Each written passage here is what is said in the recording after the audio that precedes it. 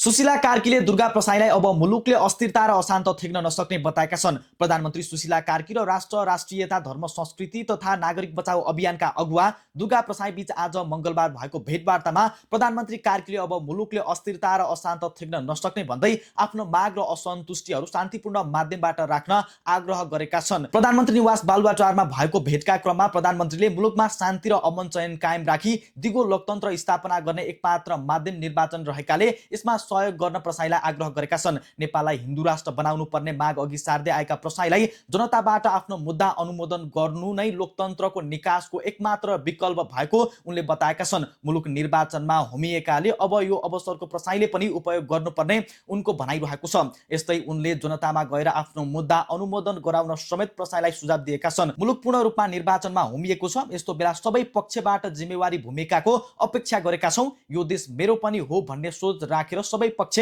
जिम्मेवार बनौ। प्रधानमन्त्री कार्कीले प्रसाईलाई शान्ति कायम राख्न आग्रह गर्दै शान्तिको प्रतीक भगवान गौतम बुद्धको चित्र उपहार दिएका छन्।